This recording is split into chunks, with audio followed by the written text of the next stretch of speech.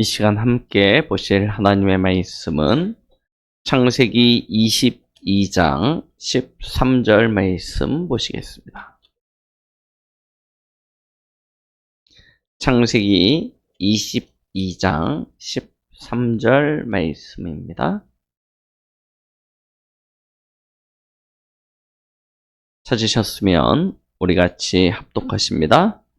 아브라함이 눈을 들어 살펴본즉 한 순양이 뒤에 있는데 뿔이 수풀에 걸려 있는지라 아브라함이 가서 그 순양을 가져다가 아들을 대신하여 번제로 드렸더라. 아멘. 오늘도 하나님의 은혜 가운데 이렇게 함께 교회에 모여 예배 드릴 수 있는 은혜를 받으신 우리 모든 성도님들을 예수 그리스도의 이름으로 축복드립니다. 오늘도 하나님께서 이 시간을 통하여 저와 여러분들에게 한량없는 하나님의 은혜를 부어주시사 땅에 충만케 하고 다스리고 정복할 수 있는 모든 능력을 회복시켜 주실 것입니다. 이 시간 예배를 드리면서 여러분들의 막혔던 모든 문제에 대한 하나님의 답을 얻고 여러분들의 연약한 가운데 하나님이 치유하시는 그 손길을 맛보시기 바랍니다. 하나님은 지난 시간 우리 아브라함을 부르시면서 아브라함에게 모든 축복을 약속하셨습니다. 그리고 아브라함에게 약속하신 바를 하나님께서 친히 이루시고 성취하시는 것이 성경에 증명되어져 있죠. 우리는 이 하나님이 주신 약속을 믿는 믿음으로 살아가는 줄 압니다. 우리가 하나님의 약속을 가졌다는 것, 하나님의 약속을 다른 말로 얘기하면 하나님이 우리에게 주신 이 복음을 가지고 누린다는 것은 도대체 어떤 의미입니까? 복음을 가졌다. 예수 그리스도를 믿는다. 어떤 의미입니까? 고린도후서 5장 17절입니다. 그리스도 예수 안에서 끝나는 것입니다. 뭐가요? 우리의 과거의 모든 것, 우리의 현재의 모든 것, 앞으로 이루어질 모든 것, 그리스도 예수 안에서 완전히 끝났습니다. 예수가 그리스도 되셨다. 무슨 이야기냐? 모든 문제 해결자 되신다는 이야기입니다. 우리의 이전에 멸망받을 수밖에 없었던 우리의 상태, 하나님 떠나서 죄와 저주 가운데 사단의 종되어 지옥 갈 수밖에 없었던 우리의 운명이 완전히 끝나버렸습니다. 그래서 이전 것은 지나갔으니 보라 새 것이 되었도다 라고 말씀하십니다. 복음을 가졌다는 것은 끝입니다. 새 것이 되었습니다. 이전 일은 기억지도 말고 생각지도 말라고 하였어요. 우리는 이 축복을 누리는 것입니다. 두 번째, 우리가 그리스도를 믿는다. 하나님의 자녀가 되어졌다. 무슨 이야기입니까? 갈라디아 2장 20절입니다. 내가 사는 것이 아니에요. 나는 끝났습니다. 어떻게 끝났냐? 죽었어요.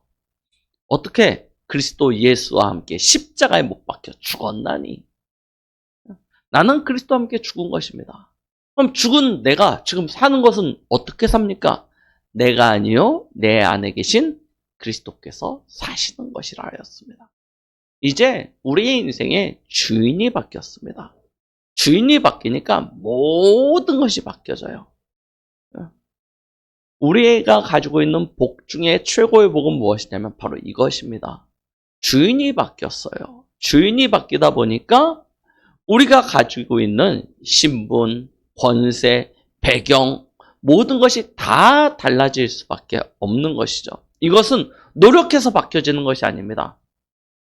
그리스도 예수에서 새로운 피조물이 되어지고 그리스도께서 내 안에 사시는 그 순간 이미 바뀌어버린 거예요. 그래서 당연히 하나님의 은혜와 축복 안에 살아가게 되어지죠. 그렇게 변화되어진 우리에게 주신 약속이 창세기 12장 1절로 3절이에요. 너의 본토 친척 아비집을 떠나서 내가 내게 지시하는 땅, 곧 그리스도 예수 안에 들어가기만 하면 내가 내게 복을 주어 내 이름을 창대케 하고 너는 복이 될지라 하였습니다. 복이 되는 것입니다. 그냥. 어느 정도로 축복을 받냐? 너를 축복하는 자는 내가 축복하고 너를 저주하는 자는 내가 저주하리니. 모든 민족이 너로 말미암아 복을 받게 될 것이다 약속하셨습니다. 이 축복을 하나님께서 그대로 성취해 나가시는데요. 우리 창세기 12장에 약속하신 그 약속의 말씀이 오늘 창세기 22장에 완전 결론 나는 시간인데요. 그 과정까지 아브라함의 인생 스토리를 보면 이게 뭐 순탄하게 막 아무런 문제도 없이 응답만 받으면서 왔냐? 사실은 그렇지 않았습니다. 여러 가지 사건과 사고와 일들이 참 많이 일어났습니다. 때로는 아브라함이 실수를 하기도 하고요. 때로는 전혀 엉뚱한 선택을 해서 진짜 하나님이 이래도 아브라함을 냅둘까 싶을 만큼 우리가 보기에도 멍청한 그런 일들을 아브라함이 참 많이 했습니다. 그런데 신기하죠. 하나님이요. 늘 아브라함 편이 되어주세요. 늘 아브라함 편이. 분명히 아브라함이 잘못하고 아브라함이 실수했고 아브라함이 틀린 선택을 했는데 하나님은 누굴 편 드시냐? 아브라함 편을 들어주시는 거예요. 그래서 하나님이 맹세하신 바를 하나님이 성취를 쭉 시켜나가세요.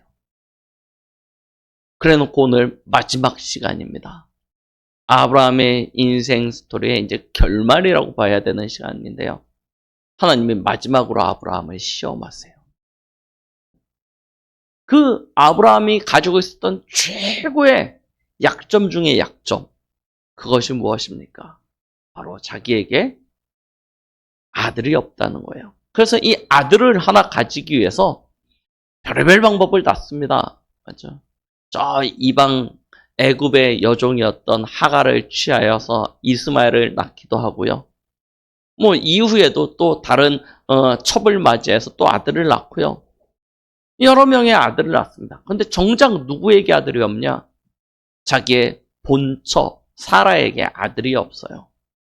그런데 하나님은 이 사라의 몸을 통하여 태어난 이 아이가 너의 후사가 되어질 것이라 약속하셨거든요.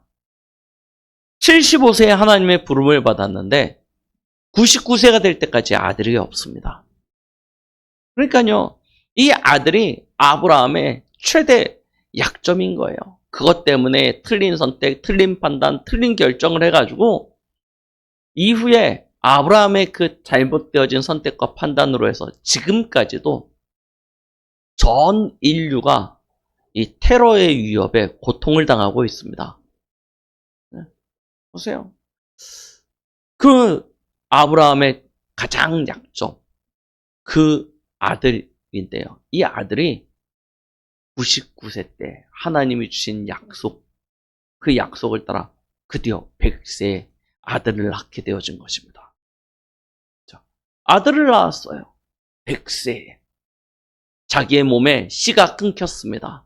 아내의 몸은 더 이상 아들을 낳을 수 없는 몸이 되어졌습니다. 경수가 끊겨졌어요. 아들을 낳을 수 없는 상태인데 하나님이 99세에 아브라함에게 아들을 주시겠다 약속하니까 사라가 그 얘기를 듣고 천막 뒤에서 픽 하고 웃습니다. 자기를 너무나 잘 알거든요. 아이를 낳을 수 없는 몸이 되어졌어요. 네, 하나님이 뭐라고 하냐, 네가 왜 웃냐라고 하죠. 왜 웃냐 그랬더니 안 웃었습니다. 이제 핑계 대기도 하고요. 그러는 과정 속에서 드디어 100세의 아들을 낳았습니다. 이 아이의 이름이 뭐냐면 기쁨이에요. 그래서 이삭이 기쁨이라는 뜻입니다. 하나님이 내게 웃을 일을 주셨어요. 기쁨을 주셨어요. 사라의 입장에서는 얼마나 맞죠? 평생의 한 아닙니까? 평생의 한을 풀었어요. 아브라함 입장에서도 마찬가지입니다. 100세의 아들을 낳았으니까요. 우리 내리사랑이라고 이야기하지 않습니까? 뭐 위에 뭐 이스마엘도 있고 여러 또 다른 이렇게 첩의 아들들도 있었지만 그러나 100세에 낳은 아들 이삭은 완전 다른 느낌이죠. 우리가 내 아이와 우리 여기 계신 할머니들은 잘 알 겁니다. 우리 딸의 아이, 손주, 손녀들을 봤을 때 느낌은 전혀 다르잖아요. 이럴 100세 금이야 오기야 진짜 얼마나 귀합니까? 아들을 낳았으니요. 이 아이를 물고 빨고 막 그러고 있는데 그죠? 아이가 이제 장성한 것입니다. 10대가 조금 넘어갈 무렵 하나님이 오늘 22장에 말씀하시는 거예요. 그 아이를 하나님 앞에 번제로 드리라고 말씀하십니다. 자, 하나님도 참 너무하시죠. 맞죠? 100세의 아이를 줘놓고 그 아이를 하나님 앞에 목회자로 드려라 해도 여러분들 갈등될 텐데요. 맞죠? 목사로 이 아이를 드려라 해도 모르겠습니다. 여러분 믿음이 워낙 좋으셔가지고 아멘 하고 들으실 수 있을지 모르겠지만 어쨌든 진짜 목사로 드려라 해도 갈등해요. 선교사로 저 아프리카로 파송해라 그러면 진짜 갈등 많이 될 텐데요. 아예 하나님이 뭐라고 얘기하시면 번제로 드리라는 거예요. 번제. 어떻게 드리는 제사입니까? 사람을 드리는, 하나님은 사람을요 제물로 받지 않으세요. 다른 이방의 고대의 이방신들은 인신공양을 많이 받았죠. 그러나 하나님은요 절대 사람의 피를 통해서 제사를 받지 않으셨습니다. 오직 짐승의 피, 그것도 정결한 짐승을 통해서만 하나님이 제사를 받으십니다. 그리고 그 제사를 번제물로 드릴 때는 생명을 취하여 드립니다. 목을 따고요, 피를 다 받고요, 그리고 배를 갈라서 내장을 다 긁어내고 기름을 다 긁어냅니다. 그리고 각을 떠요. 각을 떠가지고 하나님의 제단 위에 쌓아놓고 그걸 불로 하나님 앞에 드리는 제사가 바로 번제입니다. 그런데 누구를 그렇게 드리라고 하냐면 100세에 낳은 이 독자 이삭을 하나님 앞에 번제로 드리라고 이야기합니다. 그 이야기는 아버지의 손으로 직접 아들을 그 짐승을 잡듯이 잡아서 그렇게 드리라는 거예요. 얼마나 진짜 이게 두근거리고 가슴 아픈 일입니까? 그런데요, 신기하죠? 오늘 성경 말씀에 보니까 아브라함은 그 말씀을 받을 때 단 한순간도 고민하지 않아요. 창세기 22장 2절입니다. 여호와께서 이르시되 내 아들, 내 사랑하는 독자 이삭을 데리고 모리아 땅으로 가서 내가 내게 일러준 한 산, 거기서 그를 번제로 드리라 라고 말씀하십니다. 자, 3절에 보니까 아브라함이 아침에 일찍 일어나서 나귀의 안장을 지우고 두 종과 그의 아들 이삭을 데리고 번제로 쓸 나무를 쪼개어가지고 떠나 하나님이 자기에게 일러준 곳으로 가더니, 하나님이 밤에 말씀하시는데 아브라함이 아침에 일찍 일어나서 나귀에다 짐을 쥐어서 그리고 아들과 함께 모리아산을 향해서 가는 것입니다. 고민하거나 갈등하지 않아요. 왜 그렇습니까? 무엇 때문에 그렇습니까? 아브라함의 믿음이 있다니까요. 어떤 믿음이냐? 5절에 보니까요, 이렇게 말씀하고 계십니다. 이제 멀리 모리아의 지방에 있는 그 산이 보입니다. 이에 아브라함이 종들에게 이르되 너희는 나귀와 함께 여기서 기다려라. 내가 아이와 함께 저기 가서 예배하고 우리가 너희에게로 돌아오리라 하고. 보세요. 하나님 앞에 분명히 번제를 드리러 가는데 뭐라고 이야기하냐면 우리가 다시 너희에게로 돌아오겠다라고 이야기합니다. 어떻게 그럴 수 있을까? 아브라함의 믿음 뭐죠? 8절에 보니까 이렇게 이야기합니다. 7절에 이삭이 아버지, 우리가 번제를 드리러 가는데 나무는 있는데 드릴 짐승, 양은 어디 있습니까? 라고 질문하니까 8절에 아브라함이 이르되 내 아들아, 번제할 어린 양은 하나님이 자기를 위하여 친히 준비하시리라 하고 라고 이야기합니다. 하나님께서 친히 준비하실 것이라고 이야기해요. 자, 이 이야기가 진짜 하나님께서 아들을 안 죽게 하고 따로 양을 준비하실 것을 알고 아브라함이 고백하였냐? 그 이야기는 아닙니다. 그럼 무슨 이야기입니까? 히브리서 11장 17절로 19절 말씀에 보니까 이렇게 기록하고 있습니다. 히브리서 11장 17절입니다. 아브라함은 시험을 받을 때 믿음으로 이삭을 드렸으니 그는 약속들을 받은 자로되 그 외아들을 드렸느니라. 그에게 이미 말씀하시기를 내 자손이라 칭할 자는 이삭으로 말미암음이라 하셨으니 그가 하나님이 능히 이삭을 죽은 자 가운데서 다시 살리실 줄로 생각한지라. 비유컨대 그를 죽은 자 가운데서 도로 받을 것이니라. 아브라함의 믿음 보십시오. 설마 하나님이 아브라함을 죽이겠어 하는 믿음이 아닙니다. 아브라함은 어떤 생각을 가지고 있었어요? 진짜 하나님 앞에 아들 이삭을 번제로 드릴 믿음을 가지고 있었던 것입니다. 근데 그 이면에는 어떤 믿음이냐? 하나님이 아들 이삭을 통하여 그에게 유업을 주시겠고 그가 너의 후사라 말씀하셨기 때문에 설상 아브라함을 번제로 드려서 하나님 앞에 드린다 할지라도 그가 죽는다 할지라도 하나님께서 이삭을 통해서 유업을 일으켰다, 후사를 일으켰다라고 약속하셨으니 그를 죽은 자 가운데서도 살리실 것에 대한 믿음이 있었던 것입니다. 우리의 믿음의 내용, 우리의 믿음의 본질이 무엇입니까? 설마입니까? 그래도 내가 그래도 하나님의 자녀인데, 내가 그래도 하나님의 유업이 열자인데, 하나님이 그렇게까지 하시겠어 하는 믿음입니까?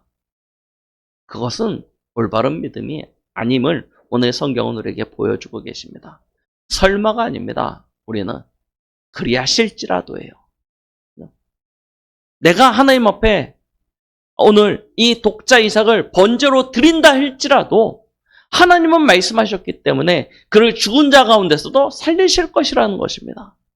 우리는 이와 같은 믿음의 자세로 하나님 앞에 서는 것입니다.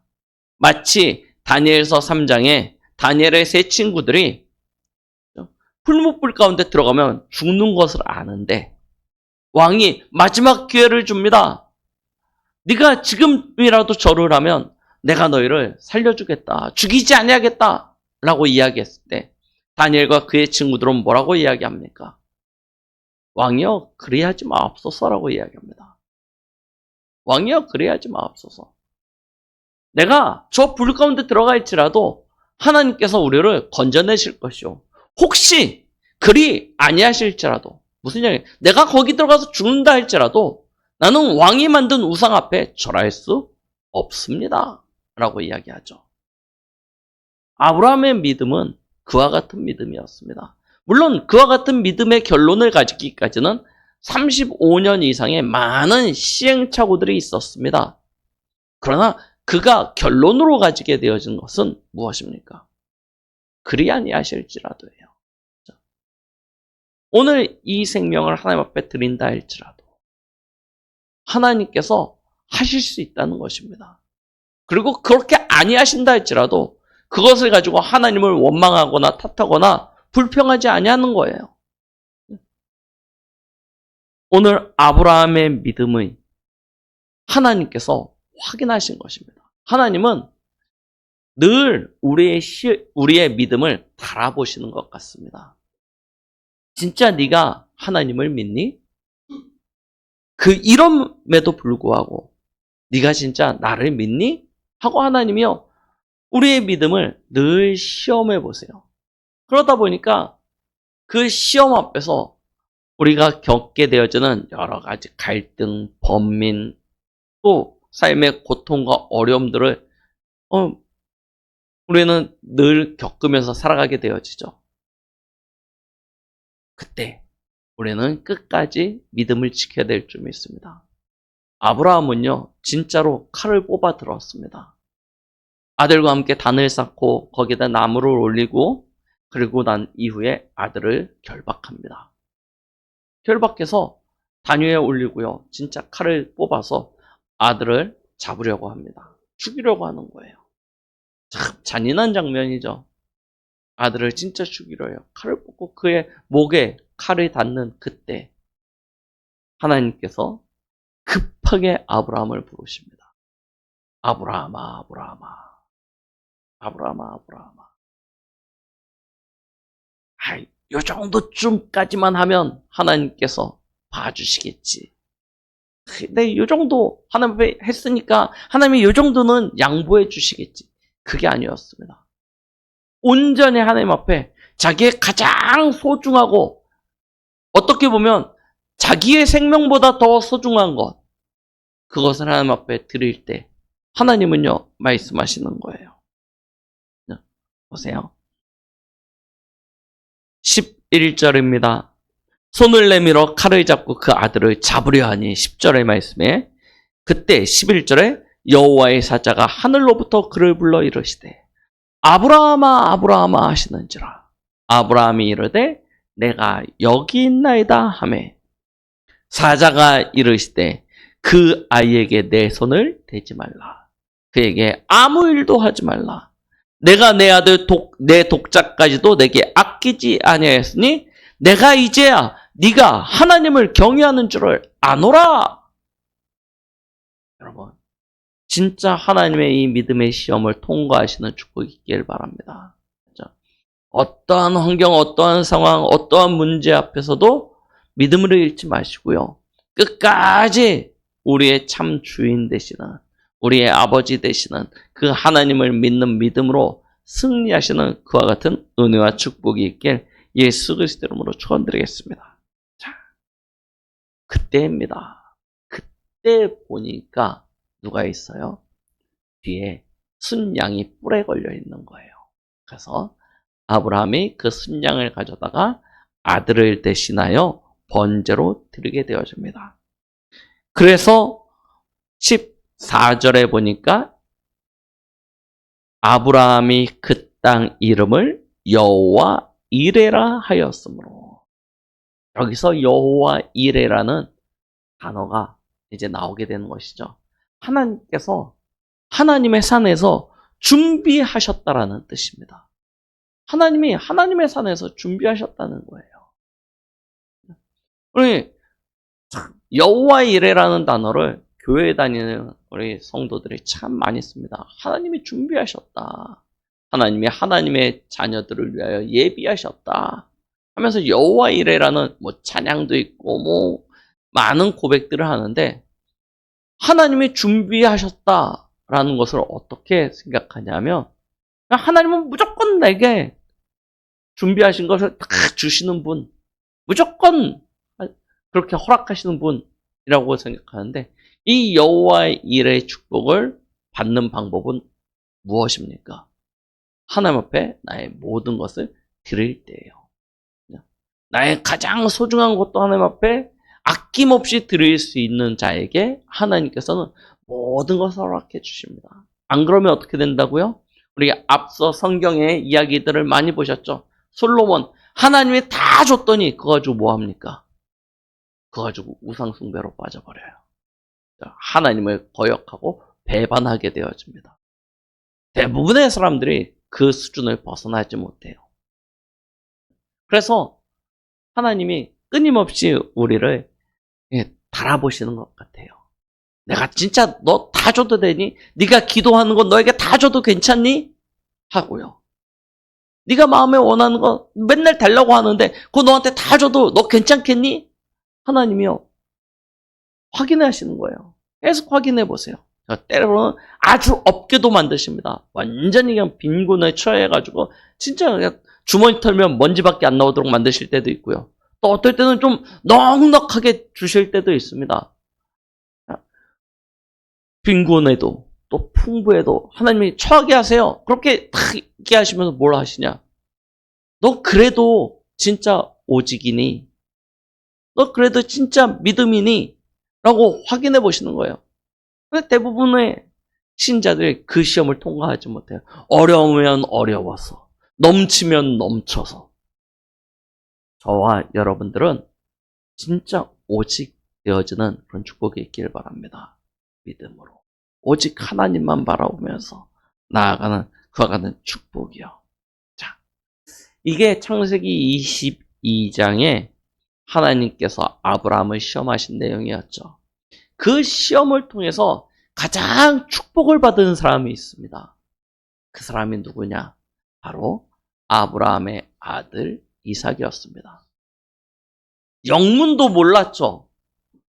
도대체 무슨 내용을 가서 하나님 앞에 번제를 드리는지도 몰랐습니다.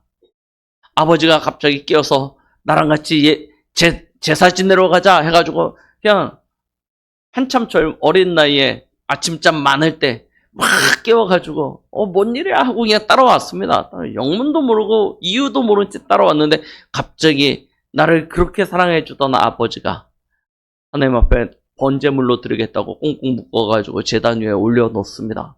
그걸 칼을 뽑아듭니다. 이게 얼마나 큰 상처가 되겠습니까? 평생의 트라우마로 남겠죠. 그럴 수 있는 상황 아닙니까? 우리가 작은 상처만 가지고도 평생을 가는데 이거는 진짜 아버지가 나를 죽이겠다고 칼까지 뽑아든 상황이니 얼마나 상처가 되겠습니까?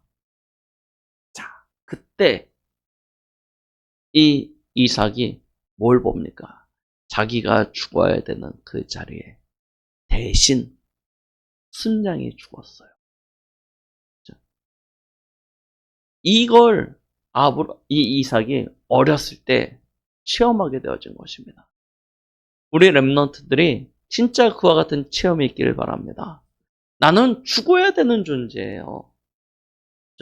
내가 쓸만해서 내가 괜찮으니까 하나님께서 나를 봐주시고 하나님께서 나를 사용하신다.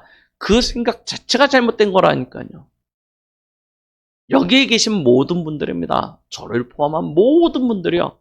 한 사람도 하나님 앞에서 나 좀 괜찮죠? 나 좀 쓸만하죠? 할 수 있는 존재가 아무도 없습니다. 왜요? 이미 허물과제로 죽어버린 존재예요. 어떤 허물과제냐? 창세기 2장 17절 선악을 알게 하는 나무의 열매는 먹지 말라. 먹는 날에는 정령 죽으리라. 그 죄입니다. 로마서 6장 23절 말씀. 죄의 싹은 뭐예요? 사망입니다. 그죠? 죄의 값은요, 사망이에요.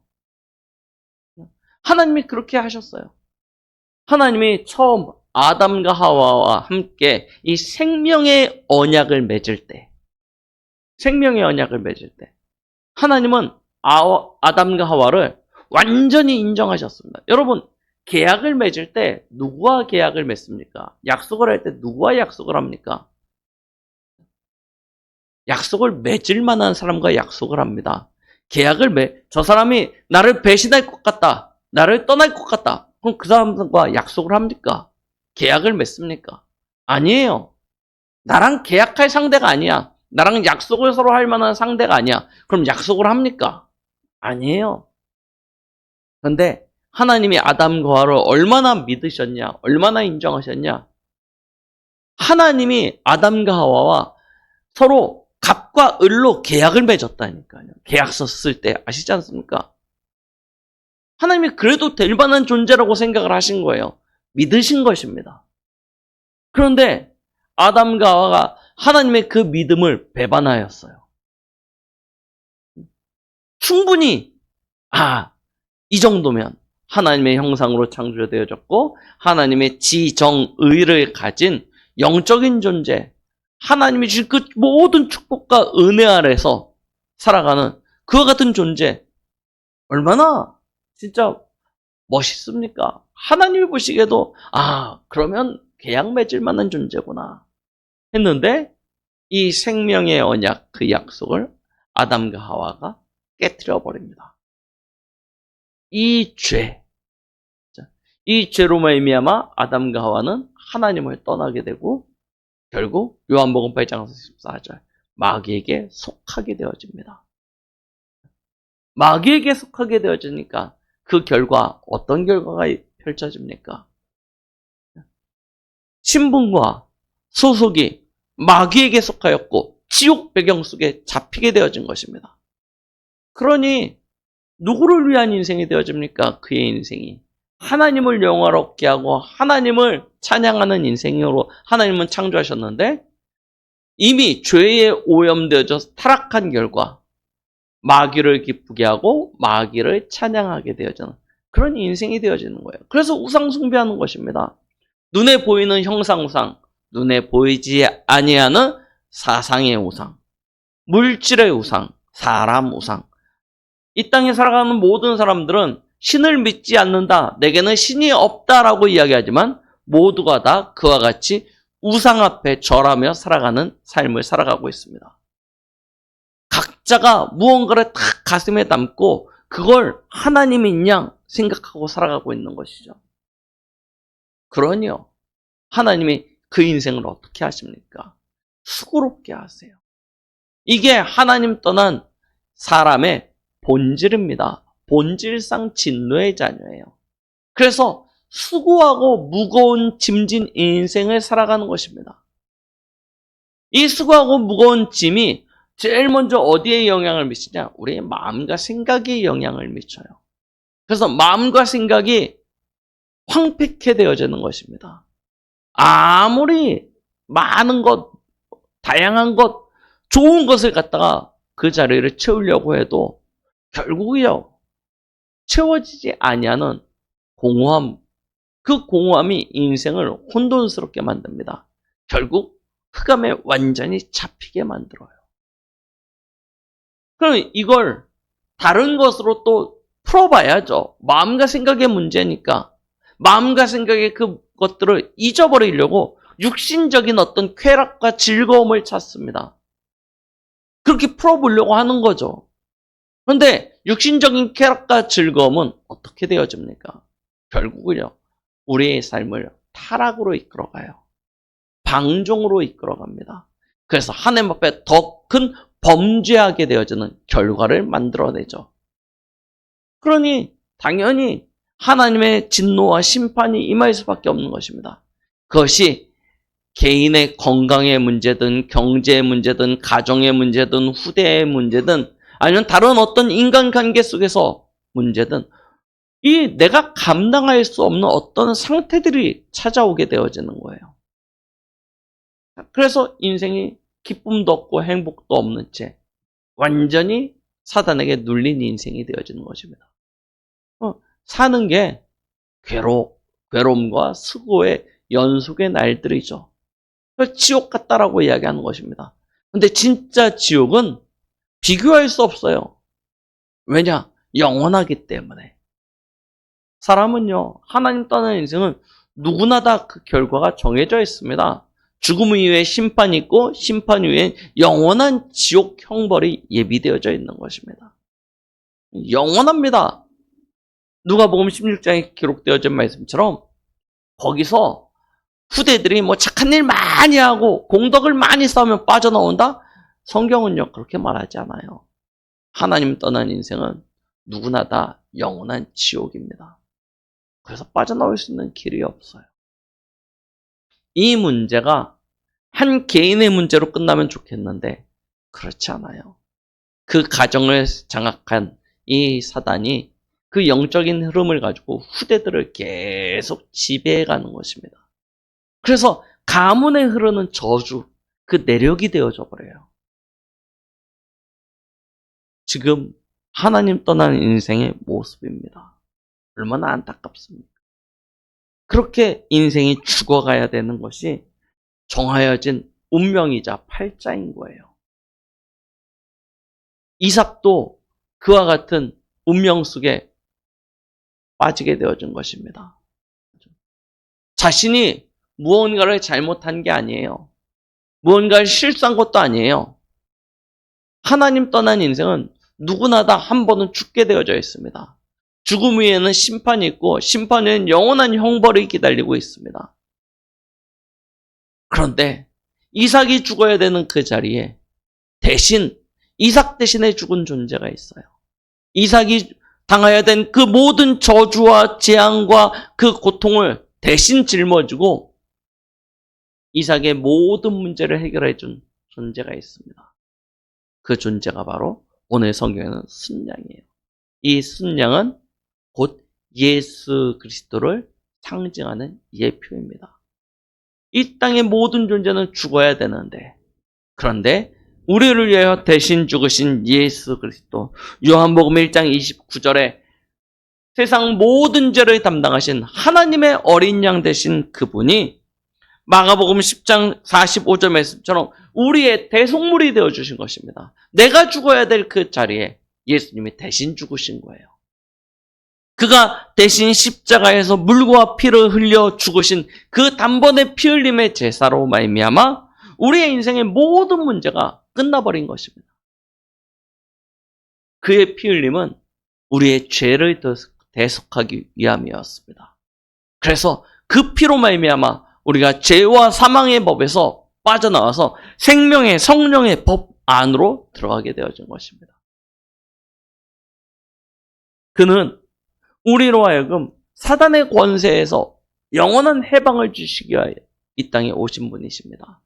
요한일서 3장 8절 하나님의 아들이 나타나신 것은 마귀의 일을 멸하려 하심이라 말씀하셨습니다.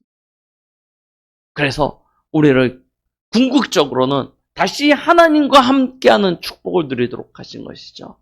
보라 처녀가 잉태하여 아들을 낳으리니 그 이름을 임마누엘이라 하리라 말씀하셨습니다. 이를 번역한즉 임마누엘을 번역한즉 하나님이 우리와 함께 계시다라는 뜻이죠. 요한복음 14장 6절 내가 곧 길이요 진리요 생명이니 나로 말미암지 않고는 아버지께로 올 자가 없느니라 라고 말씀하셨습니다. 예수님은 하나님 만나는 길 대신 참 선지자요. 우리의 죄와 저주의 문제를 해결하신 참 제사장이요. 마귀를 사단을 이기신 참 왕이 곧 그리스도십니다. 우리는 그 그리스도로 말미암아 죽음의 자리에서 빠져나와서 영원한 생명으로 영원한 안식으로 인도받게 되어졌는 줄 믿으시기 바랍니다. 이 믿음이 우리를 살게 하는 것입니다. 이삭은 어렸을 때 그것을 실제로 체험하게 되어진 것입니다. 자기의 목숨을 대신하는 그 양, 이 순양의 이 대속을 실제로 체험한 거예요. 그러니까요, 이것이 또한 그에게는 영원한 증거가 되어진 것입니다. 영원한 증거로 남게 돼요. 가장 상처의 자리에서 최고의 은혜를 입고 영원한 증거를 소유하게 되어졌습니다. 아, 그렇구나. 내가 하나님 앞에 죽어야 되는 거구나. 나는 죄 지어서 하나님 앞에 죽어야 되는 존재인데 내 죄를 대신하여 양이 피를 흘려 죽어서 내가 살아난 것이구나. 이 증거를 딱 가지게 되었으니까요. 이삭은요, 아브라함의 자손들 스토리가 창세기에 쭉 나오잖아요. 아브라함의 이야기, 그의 아들이었던 이삭 이야기, 그 다음에 야곱 이야기, 요셉 이야기. 이 네 족장의 이야기가 창세기에 기록되어져 있는데 이삭의 스토리가 제일 짧아요. 이삭의 스토리가 제일 짧습니다. 왜요? 이삭 이야기 가만히 보십시오. 어떤 큰 막 굴곡진 그런 것들이 없어요. 그냥 모든 것이 응답이고 모든 것이 축복이었습니다. 왜 그러냐? 어렸을 때 각인되어진 것. 그것이요, 그의 평생의 축복이 되어진 것입니다. 그래서 저희는 다른 것 없다니까요. 여러분, 우리 성도님들은 진짜 마음에요. 오늘 말씀 딱 담고요. 진짜 기도하시기 바랍니다. 우리가 우리의 후대들에게 무엇을 물려줄 것인가 굉장히 중요하죠. 그 중에 가장 필요한 것이 무엇입니까? 바로 이 복음의 바톤이 우리 후대들에게 전달되어져야 됩니다. 어떻게 전달되어져냐? 지식으로 전달되어져서는 아니 되고요. 지식은요, 시간 지나면 사라져 버립니다. 그래서 우리는요, 생명으로 전달되어져야 됩니다. 아브라함은 이 생명을 그의 아들 이삭에게 전달케 되어진 거예요. 하나님은 이렇게 봤을 때 두 가지 의도를 가지고 오늘 시험을 하셨던 것이죠. 하나는 아브라함의 믿음이요, 하나는 이삭에게 이 생명의 언약이 전달되어지도록 하시는 것. 이게 전달되어진 것입니다. 자, 우리는 그와 같은 우리의 후대를 향한 하나님의 가슴을 함께 갖길 바랍니다. 여러분들이 먼저 아브라함과 같은 믿음의 결론을 가지시고 우리 후대들에게 진짜 생명으로 이 언약이 전달되어지게 되는 것. 이게 우리의 결론이 되어질 것입니다. 말씀을 마무리합니다. 로마서 1장 17절에 보니까 이렇게 말씀하십니다. 하나님의 자녀는 세상 것 가지고 살아가지 않는데요. 오직 의인은 믿음으로 말미암아 살리라라고 말씀하셨습니다. 우리는 예수 그리스도를 믿는 그 믿음으로 말미암아 생명을 얻었고 그 믿음으로 말미암아 오늘을 살아가고 있는 것입니다.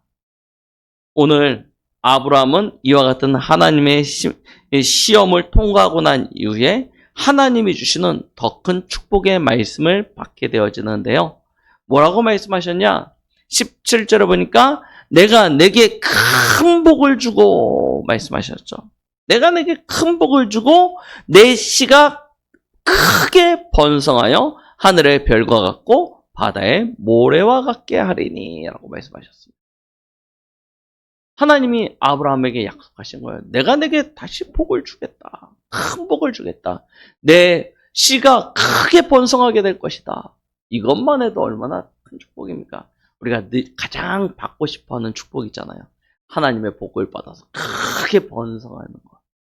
근데 하나님은요, 이거는 1차적인 축복이고요. 두 번째, 더 큰 축복을 주십니다. 17절 하반절을 보니까 내 씨가 그 대적의 성문을 차지하리라 말씀하셨습니다. 무슨 이야기입니까? 너를 대적할 자가 없다. 그 이야기입니까? 그 수준이 아니에요. 무슨 이야기냐? 내 씨가 장차 오실 예수 그리스도를 말씀하고 계십니다. 그가 뭘 차지하냐? 그 대적의 성문을 차지하게 되겠다라고 말씀하시는 거예요. 그리스도께서 장차 오셔서 마귀의 일을 멸하실 것에 대하여 이미 약속하시는 것이죠. 이와 같은 약속의 축복을 주시는 것입니다. 그러면서 18절에 또한 말씀하십니다. 내 씨로 말미암아 천하 만민이 복을 받으리니 라고 말씀하십니다. 그 씨로 말미암아 천하 만민이 복을 받으리니 내 씨가 대적의 성문을 차지하게 될 것이요 그 씨로 말미암아 천하 만민이 복을 받게 될 것이다. 이것이 아브라함이 이날 하나님께로부터 받은 약속의 말씀이었습니다. 오늘 우리에게도 하나님은 그와 같은 말씀의 약속을 주시는 것입니다. 이 모든 아브라함에게 주신 약속은 아브라함만을 위한 것이 아니라고 분명히 말씀하셨습니다. 이 약속의 후사, 이 약속의 씨는 혈통적 유대인들을 위한 말씀이 아니었습니다. 예수 그리스도를 믿는 모든 사람들이 아브라함의 후사라고 갈라디아 3장 29절에는 분명히 말씀하고 계십니다. 그래서 우리도 위함이라고 하였습니다. 기억하시기 바랍니다. 현실이 우리를 죽일 수 있습니까? 그렇지 않습니다. 사건, 사고가 우리를 죽게 만듭니까? 그렇지 않습니다. 근데 사람들은 그 착각 속에서 두려움으로 살아가요. 아닙니다. 우리의 모든 것은 하나님의 손 안에 있습니다. 하나님께서 우리의 생사화복에 절대적인 주권을 가지고 계십니다. 그래서 우리는 그 하나님을 믿는 믿음으로 살아가는 거예요. 그 하나님을 믿는다라고 이야기했을 때 그 믿음의 구체적인 내용이 무엇이냐? 바로 나를 대신하여 죽으신 예수 그리스도입니다. 그게 믿음의 내용이에요. 우리는 그 예수 그리스도를 믿음으로 말미암아 실제 그 믿음의 우리의 참된 주가 되시는 하나님을 믿는 것이죠. 그러면 믿는 이에게는 그의 영으로 하나님께서 역사하시는 것입니다.